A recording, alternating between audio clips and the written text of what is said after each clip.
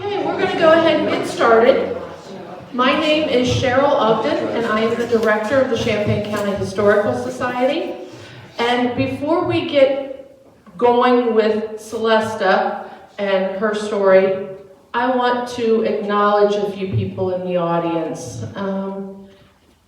Terry Coster, Gary Schenkel, Kim Snyder, and Becky Pyle sitting back there. Those are all trustees of the Champaign County Historical Society, and we appreciate your being here. We've gone through a lot in the last couple of years. We've been doing a complete renovation of the museum. So as you look around, these cases are all brand new, and they're helping us to tell a more complete story of the county and what the county means to the country. So when you get done, please take your time, look around. We love for you to give feedback. Let us know what's missing. Let us know what we can do to enhance what we already have out. Those are parts that we can only get from you. We come with a very narrow point of view. We need an expanded point of view, and that's what you guys help us with. So, without further ado, I would like to present to you Ms. Celesta Dunn, who will be telling us her experience on the campus of Kent State University.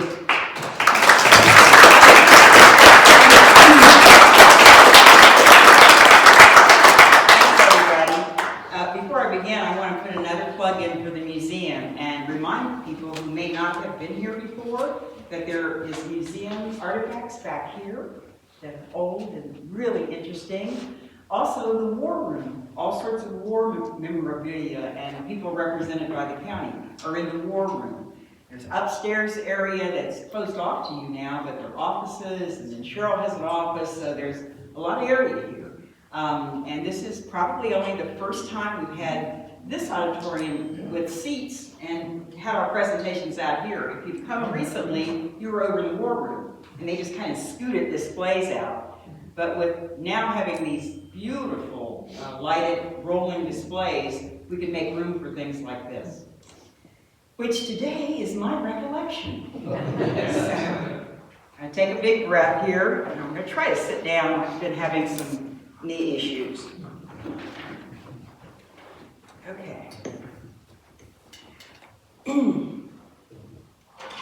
As I'm sure you have read, if you read about today's presentation, but today's the memorial commemoration weekend at Kent State. And Cheryl and the staff were nice enough to put together an outline over on this table of all the things that are going to be happening. Actually, they started Friday, because our story, alumni and anybody that was connected with Kent, always starts on Friday before the massacre on Monday. So if you get some time afterwards and you want to go look and see what's planned for this year, feel free to do that before you leave. So, let me begin.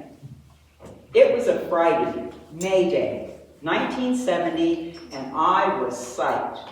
I was a 21-year-old Kent State student leaving town with friends, headed to Columbus, and eventually here to Urbana.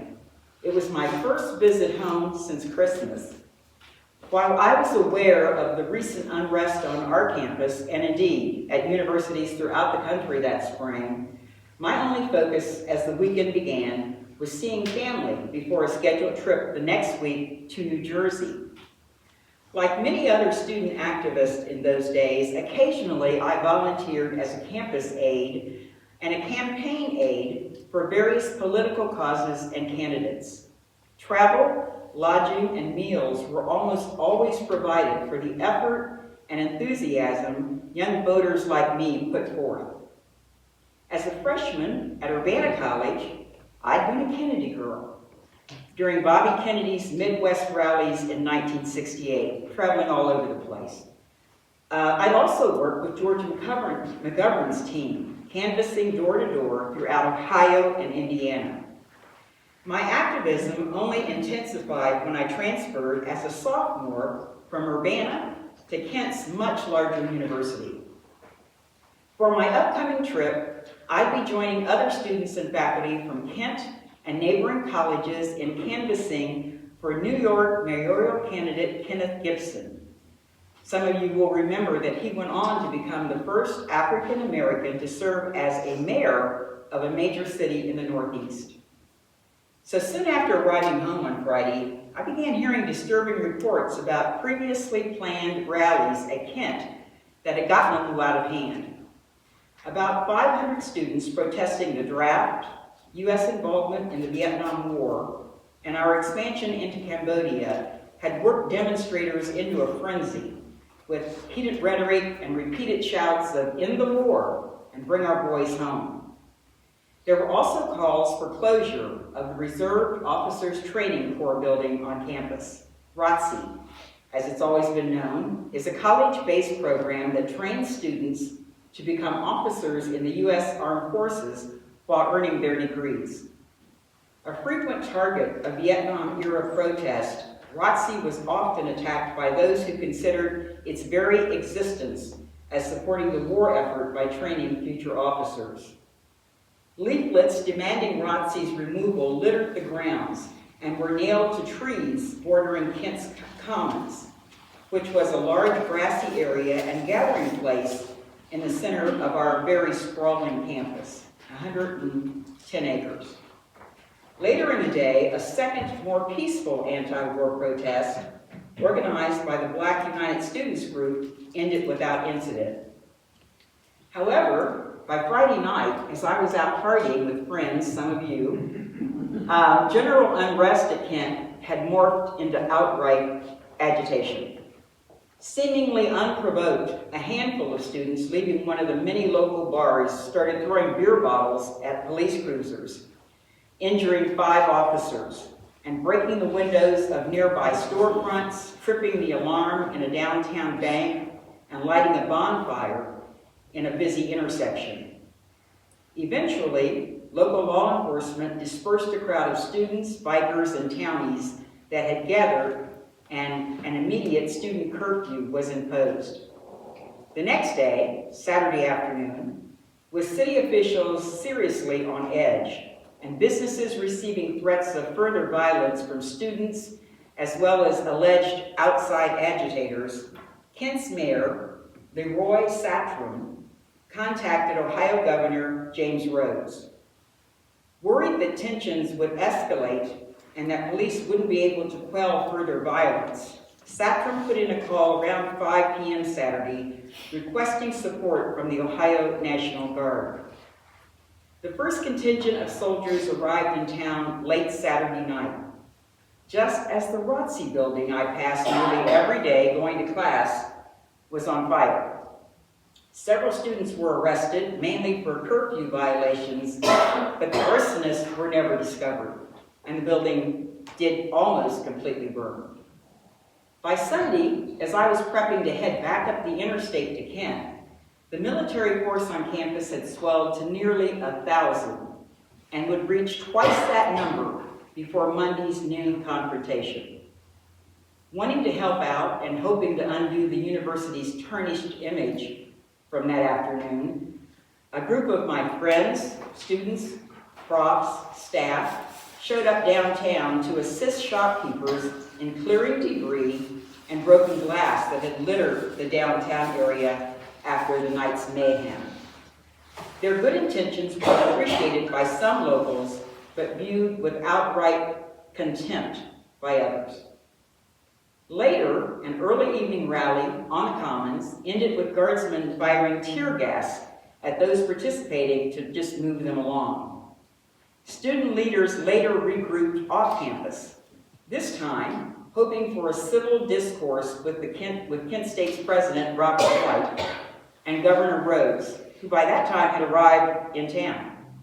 For whatever reason, the conversation never happened, and as the 11 p.m. curfew grew near, the Guard forced students back to their residence halls. At this point, a few of the rowdier ones, angered about being herded about, got even rowdier and were then bayoneted by the guardsmen. I should note that the soldiers were also pelted with rocks, spat upon, and jeered at with obscenities.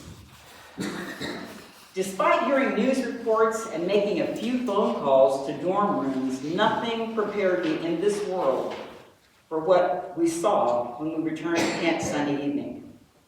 It was nearly dark as my friends and I drove into town, stunned to see the guard and such a massive display of force. Many of the fresh-faced soldiers we passed looked as surprised to be in Kent as we were to see them there. We were required to show our student IDs at various checkpoints, beginning at the city limits and all along the way to each of our residence halls. Once in my Metcalf dorm room, I called Mom and Dad to let them know I'd arrived safely and to downplay the serious military presence. I also wanted to reassure them that I had no intention of joining the next day's protest or putting myself in harm's way. Just as I hung up, friends stopped by my room to say every campus dining hall was open that evening, which had never been the case. In those days, student meal passes at Kent didn't include Sunday dinner. So instead of hitting up local pizza parlors or any of the eateries catering to Kent's large student population, we remained on campus, with all movements in and around each of the 20 dorms carefully monitored by armed guardsmen. After an unusually quiet and sober meal in my residence hall complex, I grabbed some fruit and a few cookies to go from the serving line and headed back to my dorm. Still assuming I'd be boarding a bus for New Jersey the next day, I headed downstairs to our vending area to get some snacks for what I knew was going to be a long ride. It was there that I discovered a pair of Cleveland jocks, boyfriends of two of my dorm mates, who had come to visit for the weekend and gotten trapped on campus by the violent turn of events. Super nice guys, not agitators, not radicals, students themselves in the Cleveland area, just in the wrong place at the worst possible time. Rather than risk a confrontation with the soldiers, they had decided to stay hidden in our dorm overnight. Somehow, they were going to sneak out past the guard early in the morning and then leave town as quickly as possible. Seriously on edge by now, and not wanting to be alone, I shared apples and cookies with them as we laid low and played cards almost all night. Consequently, I missed a campus loop bus the next morning, so I really had to scramble to make it to my first class on time, maybe a mile away. After ending his lecture, my sociology professor cautioned those of us who planned to attend the rally to stay safe, as did several other faculty and friends I encountered on my way to Taylor Hall, the journalism building, my building. Walking through the Commons and up the hill to Taylor, I had no idea the university had attempted to prohibit the gathering by announcing its cancellation and distributing tons of leaflets everywhere. Despite their efforts, an estimated 2,000 people, out of a total student body at that time of 21,000, assembled in and around the Commons for what started as a peaceful protest before things became unhinged. There were speeches protesting the war, peace banners, affirmation of student rights to peacefully assemble, harsh reactions to the presence of 2,000 guardsmen, lots of flag waving and chanting, followed by the ringing of the school's victory bell. And then, bedlam. At what I later learned was exactly 12:45 p.m. Monday. To this day, I can't recall anything that transpired in my journalism class before I left Taylor. I remember grabbing a few of those thin reporter notebooks for the New Jersey trip from our student newspaper office, but nothing else. And the usual contingent of student reporters, photographers was not around. I later learned that they were down the hill. Intent on not missing my afternoon departure, I had decided not to join friends for lunch in the student union or on Blanket Hill, which was the best place for checking out anything going on down below in the Commons. In hindsight, it was a decision that may well have saved my life. When I walked out of Taylor Hall, I don't remember seeing soldiers, or protesters, or onlookers who had gathered behind the demonstration area. I just saw students frantically running here and there and everywhere. They were crouching behind cars, jumping in the backs of trucks, falling in the grass, lying flat on the parking lot pavement, and racing along all those footpaths that led to the Commons. What is most vivid in my memory are the sounds I heard. Unbelievable shouts and screams, sirens, men yelling, girls crying, barking dogs, angry voices booming from loudspeakers, and garbled speech that was blasted from loads of bullhorns. In the midst of this chaos, a campus bus veered into the parking lot between Taylor and Prentice Halls. I recognized the driver as a friend and popular student athlete. Thankfully, out of 30 buses, there was my friend Rufus. Praying I wouldn't stumble, I ran through the parking lot toward his open bus door. As I piled in with other students, an upperclassman I'd seen around Taylor yelled out, asking if what he had seen had just happened. And then he added, "And is it as bad as I think?" Someone in the front of the bus yelled back, "Yes," and yes.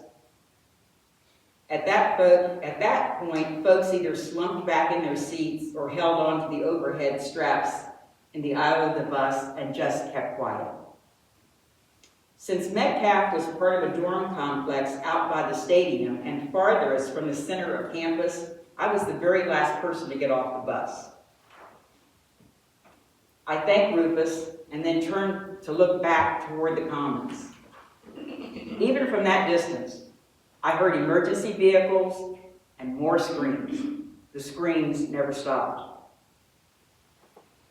And I could see what appeared to be plumes of smoke that was more likely tear gas, and a helicopter already hovering above the Commons. I wasted no time getting into my dorm and heading up the stairs.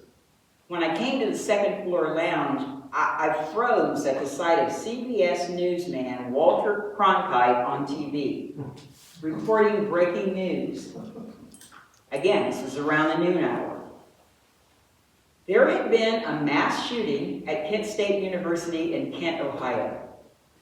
It was such a totally surreal moment for all of us. Projected on the screen like they do, behind me was a map of Ohio with a flashing star next to Kent's location. When he finally cut to commercial, all of us who had been transfixed watching ran to our respective rooms to phone home, like kids do, like everyone does in that situation. Instead, none of us could. Phone service in and out of Kent, in fact, throughout Portage County, had already been cut.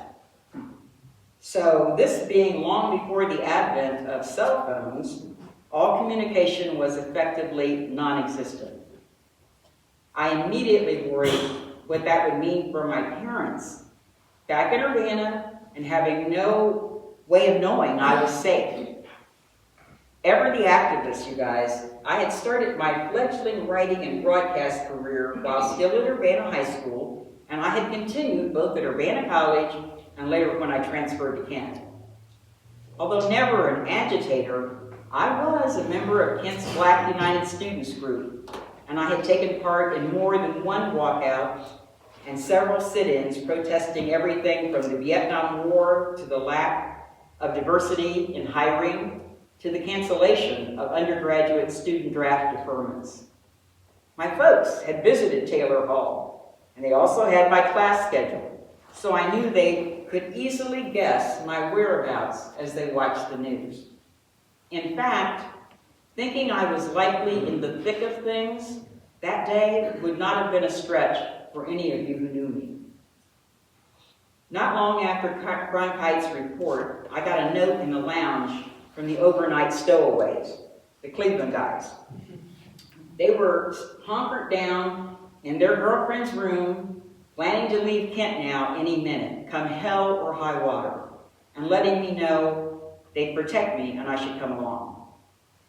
I'd barely finished reading the note when one of the dorm's resident advisors called an immediate mandatory meeting in the downstairs lobby for all of us.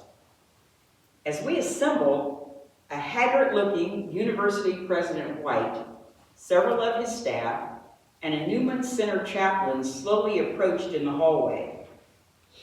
At that moment, with so much going on, I couldn't imagine why they'd be here, of all places.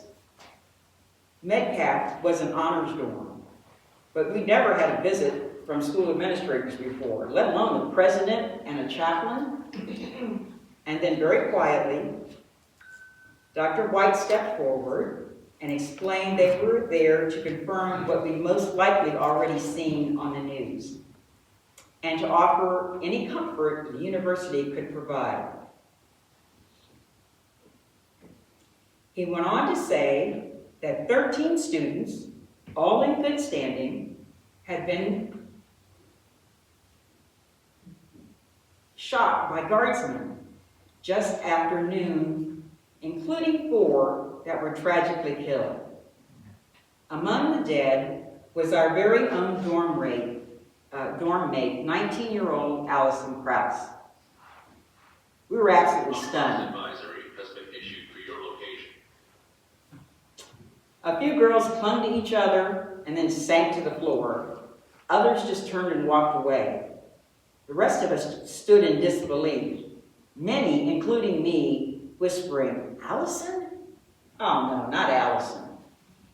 Except for her ever-present boyfriend, Barry, she didn't really hang out with many of us, but we all got on well with her in Metcalf and kept the secret about Yo-Yo, the kitten she hid in her room.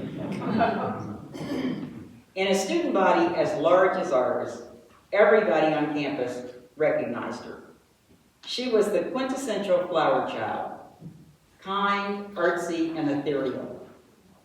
Sometime after the shootings, a photo of Allison surfaced on campus and in newspapers throughout the whole country, showing her gently scolding a guardsman a few days before her death. The officer had yelled at a soldier for allowing a passing student to place a flower in his gun barrel. As he snatched the flower out and threw it on the ground, a photographer took a picture. And Allison had said to the officer, "What's the matter with peace? Flowers are better than bullets." That was so typical of who she was and how she'll be remembered. Those words, in fact, are inscribed on her tombstone. In addition to Allison, who suffered a fatal chest wound from approximately 343 feet away, like maybe the length of a football field, Jeffrey Miller, age 20, and Sandra Lee Schuer, also 20, died at the scene, while 19-year-old William Schroeder later died after being taken to a nearby hospital. And including in the 9 wounded was Dean Kaler, paralyzed for the rest of his life with an injury to his spinal cord. As the guard tried to disperse student rioters using bullhorns and tear gas, protesters had responded by tossing the canisters back at them and throwing rocks, bottles, and debris. Soldiers eventually fired live ammunition into the crowd, a volley that lasted 14 seconds. Saddened by Allison's death, anxious over not being able to reach my family, and hoping no one in the outside world had mentioned Metcalf Hall when reporting the shootings, I jumped at the chance to leave campus. Grabbing the duffel bag I packed for my Newark trip, I joined my friends for the ride to Cleveland. Shortly after we got there, we learned that just after our hasty departure, Kent State had been closed and students ordered to evacuate. All dorms, classrooms, and offices were vacated within hours of the shootings. That night, after thanking my Cleveland crew repeatedly for their hospitality, I ate the best Big Mac I've ever had.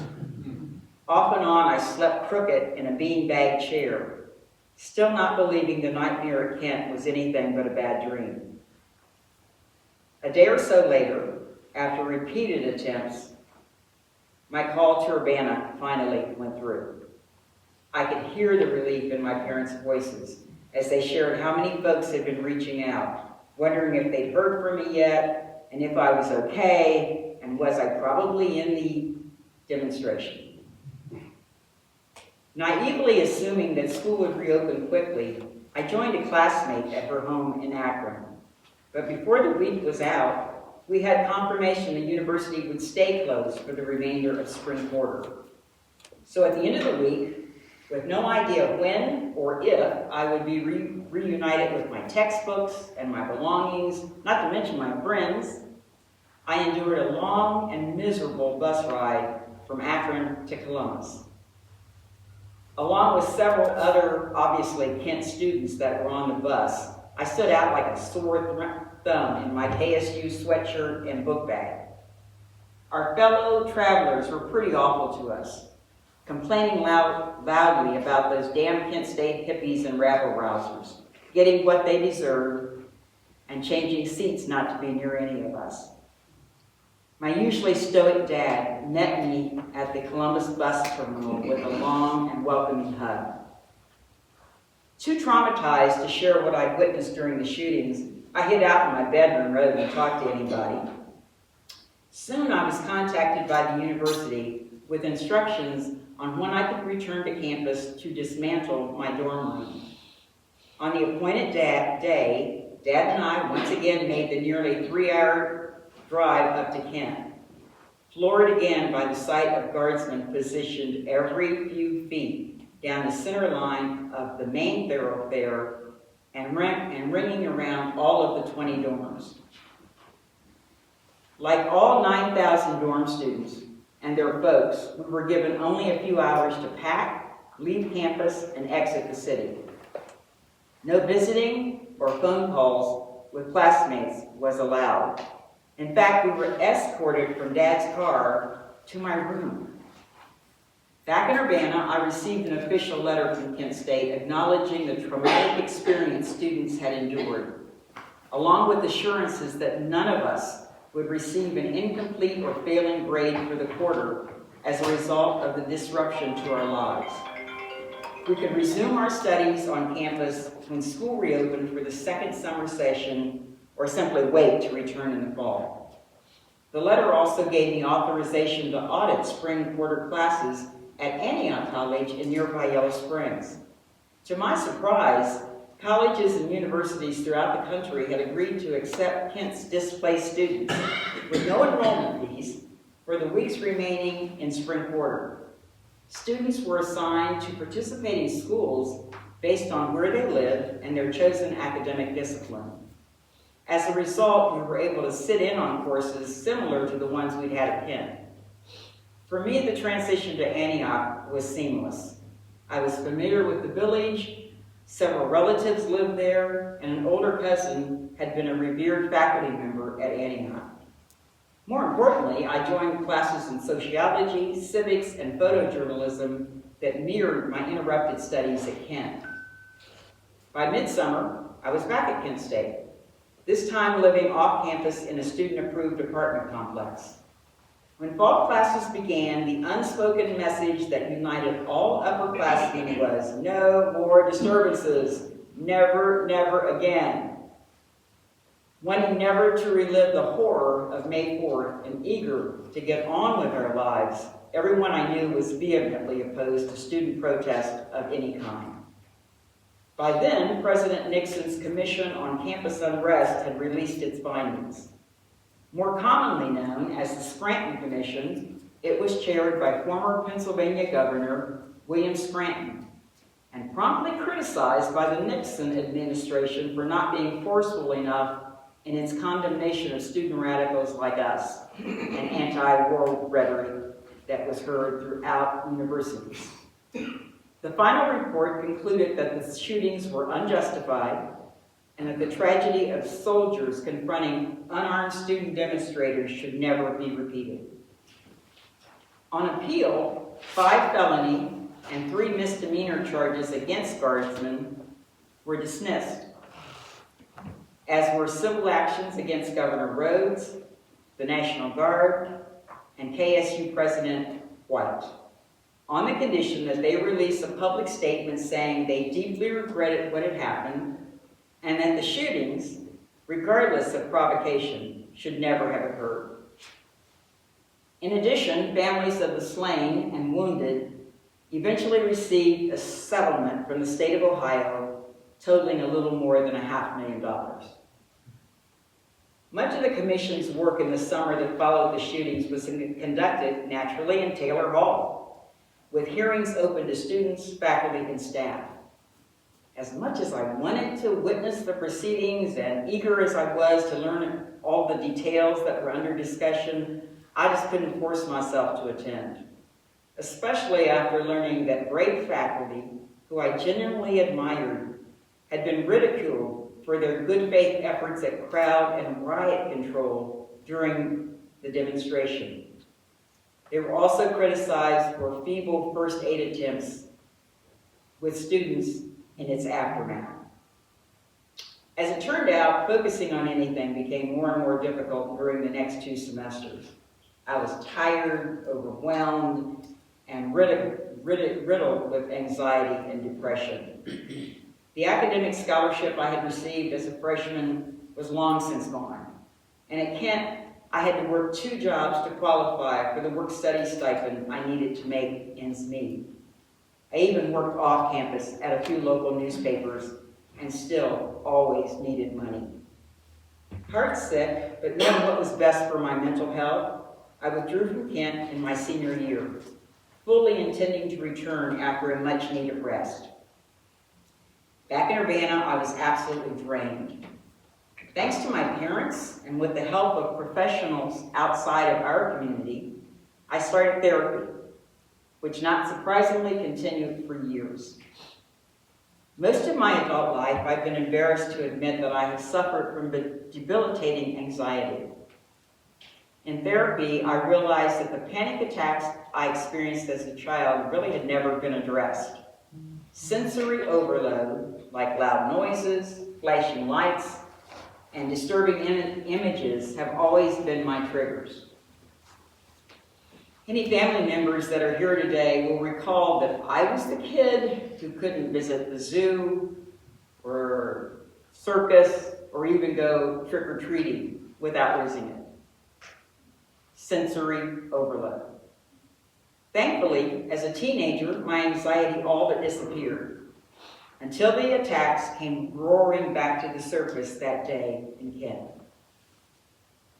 Needing to work and heeding my therapist's suggestion, who was marvelous, by the way, I decided to follow my passion and my only talent, which was journalism.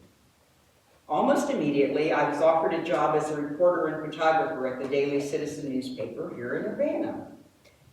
My student internship at the Akron-Beacon Journal had clearly paved the way for this.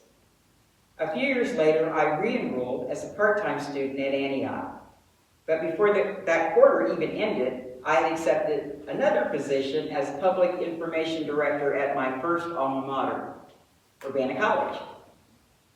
Eventually, I also served as public relations manager at Piqua Medical Center and Troy's Detmer Hospital, and then as PR specialist and writer at Hobart Corporation in Troy, at a property appraisal firm in Dayton, for the Dayton Park System, and for a PR agency in Yellow Springs.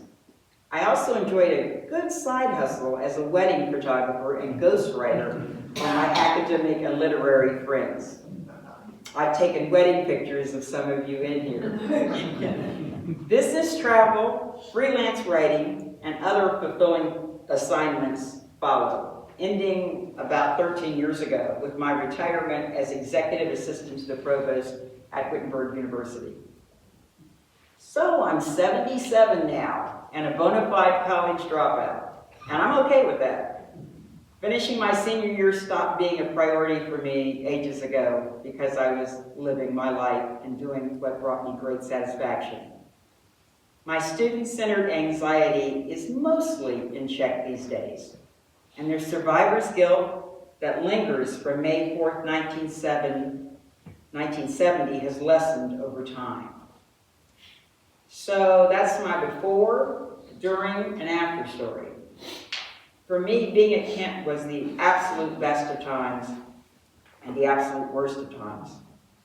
Although I've spoken privately to several small groups about my experience, this is only my third formal presentation that I've given in the 56 years since the shootings occurred.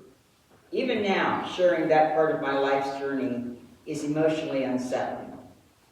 Although I keep in touch with several old classmates, emphasis on old, most of us haven't been on campus in over 40 years, and only a handful of us have ever visited the May 4th Visitor Center that was opened at Taylor Hall in 2013. I'm glad it's there, a huge repository of physical evidence and first-hand accounts that serve as both the memorial to the slain and a reminder of one of America's darkest days. Thank you.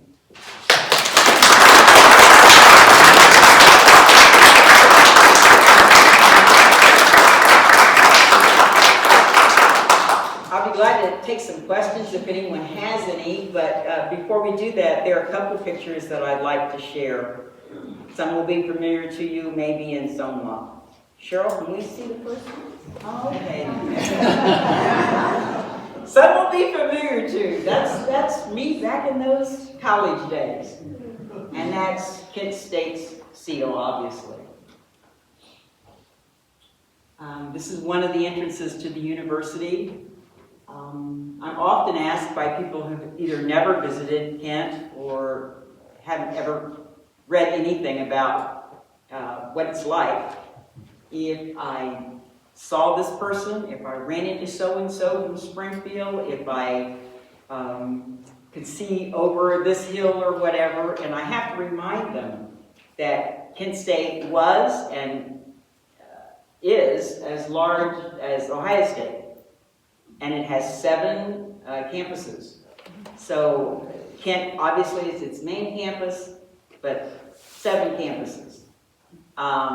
So no, you didn't run into anybody you knew, and that was great. You made friends, and you had such diversity from the international students to everyone that, but it was huge. As I said, over 100 acres, just the academic buildings alone numbered 119 when I was a student.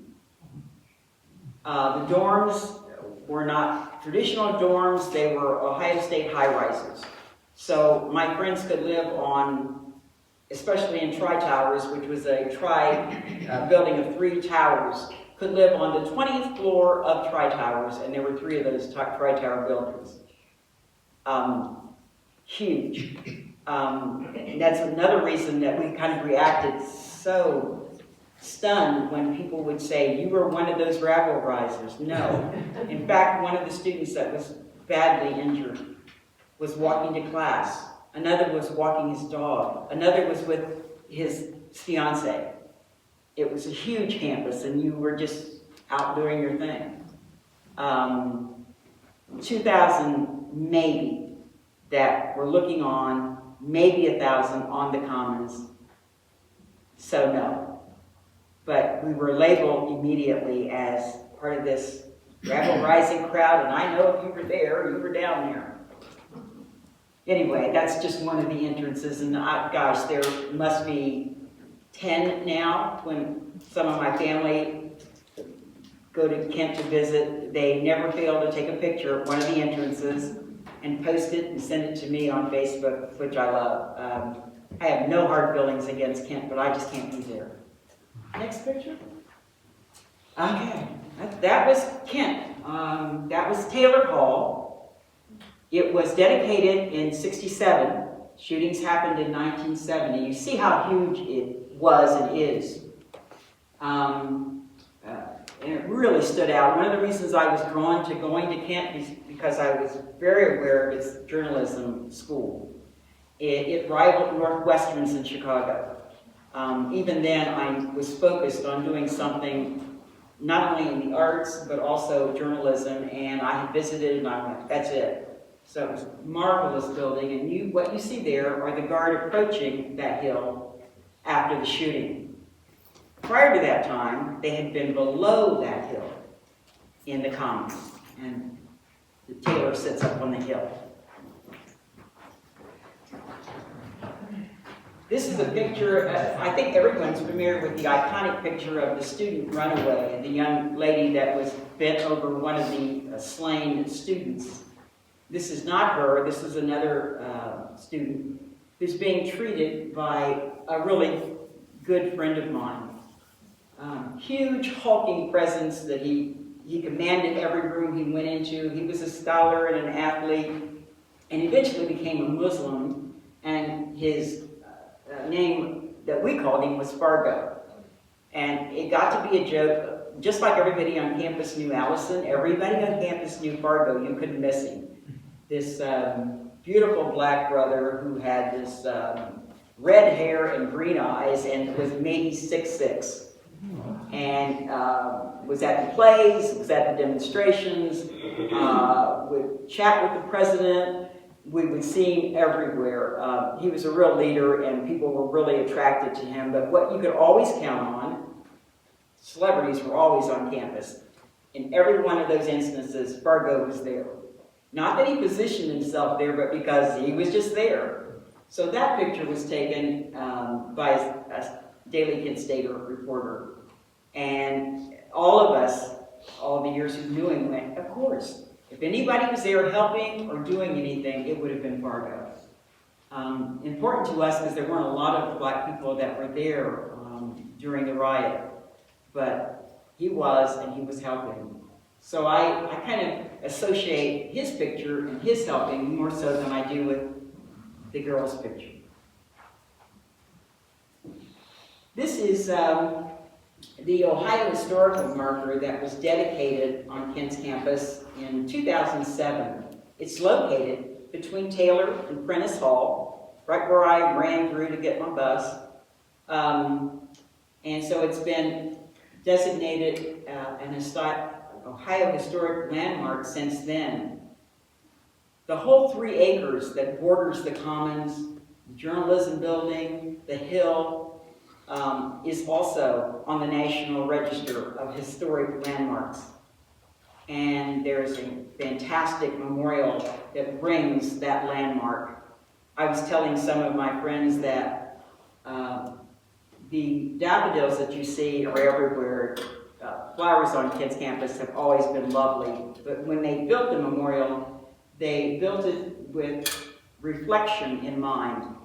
And there are 58,175 daffodils that ring the memorial, the exact number of servicemen that were killed in Vietnam.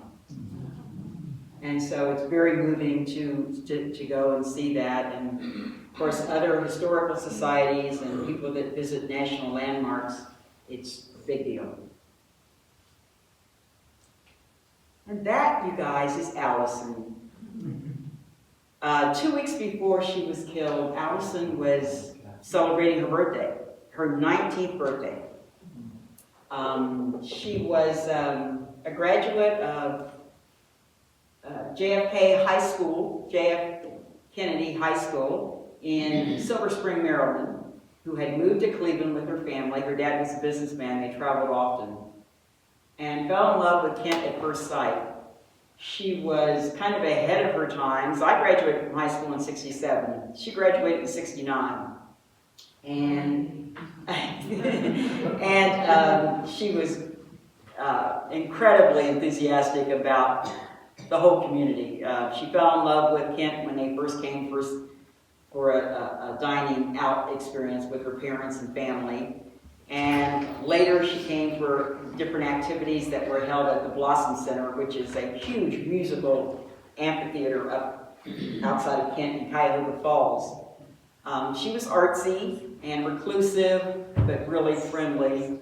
And so everybody kind of expected she'd have the trajectory from high school to college that she did. As a freshman, she was one of only a few people that organized the first high school student anti-war demonstration in Maryland. So she was really written up back in Maryland for having done that. And people were like, what, as a freshman? When she was notified, as a lot of us were, about acceptance into the Honors College and Metcalf, she didn't want to do it because she thought it would mean that she was being too elitist. And she thought it would alienate the real people that she wanted to become a part of. Eventually, obviously, she accepted the invitation and lived in Metcalf, joined the Honors College, and was the least elitist person you could imagine. Usually wearing a suede fringe jacket with a kitten in her pocket. So I think of her all the time, and certainly this weekend. She was terrific. Next. This is Taylor Hall today.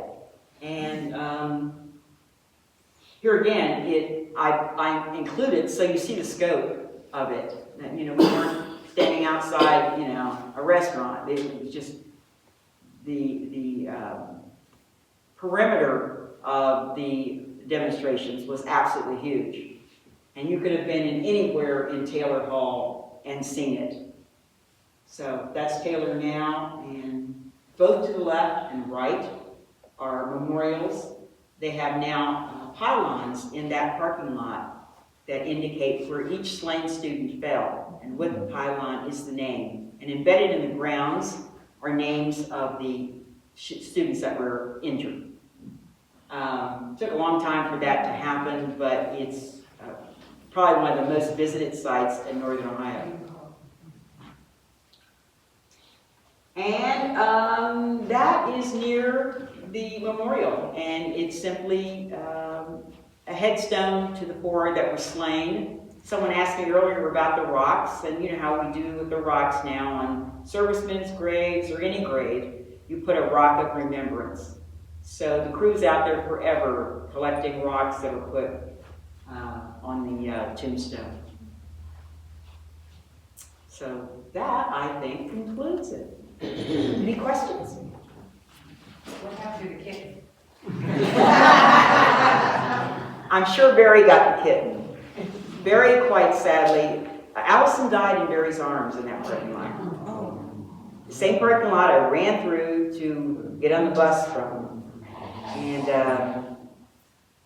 like I said, young love, and they were inseparable. Everybody knew Barry and everybody knew Allison out of all those thousands of students. So I like to think that Barry took the kitten, or her sister, she had a younger sister, who has, all these years later, who came to Kent, gosh, I'm going to say maybe 73, 74, and she has been a writer and has produced documentary films, all in tribute to her sister.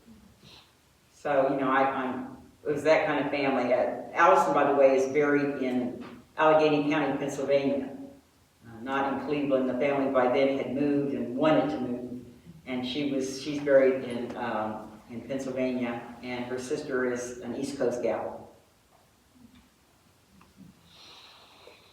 Yes, John? I was in school at that time when that happened. I was a patrol captain, and there were 6 students studying in the class in the Kent State. Oh, really, John? One of them was Howard and I. He was in dance. Don't know him. But I did find somebody, I ran into a friend, an acquaintance the other day who said, I was at Kent, but I wasn't on campus that day. He said, my fiance and I had snuck off and gotten married that weekend. He was an honor student, and he has lived in Champaign County almost since then, but he's from the Kent area. And so when he introduced himself, he said, I lived in this dorm, and my girlfriend lived in this dorm. You remember those dorms? And I was like, yeah, and he's a friend of mine. And so I said, well, were you at Taylor or in the Commons that day? He said, no, we went to get married. And they came back Wednesday, not even able to go to their rooms. Again, they had to go off campus, and weeks later, like the rest of us, he was called to get his stuff. So he said, they had a strange anniversary. They got married on Saturday of the massacre. Wow. Yeah. Could you hear the shouts while you were in class? Probably, but you know what? I suffer from anxiety. When I told you what I heard and saw, that's it. You know, I've had people over the years, especially friends of mine who were there, go, "But you didn't hear that? You didn't see this?" Probably.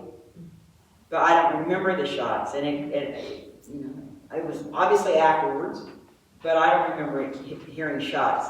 And it's crazy because we were a metropolitan campus. I heard dogs, but it's so loud. I'm sure the dogs are going crazy in the neighborhood, you know, hence in a neighborhood. But no, I didn't hear shots. I just saw the aftermath of people laying around. Was there anybody charged for the shooting up there in the yard? They were, but everyone was acquitted. Everyone was That's acquitted. sad. Yeah. That's sad. And they only accepted the pittance of a monetary settlement after so many years. There were so many students that were so badly injured they required years of care. And rather than continue fighting for more money for, you know, the slain, the families of the murdered students just said, "That's it. Well, we don't need any more. Just take this so these kids right now can get money to be hospitalized." And so that's why they settled for such a low amount. Are there any other questions? Well, thank you very much, Celesta. We appreciate it.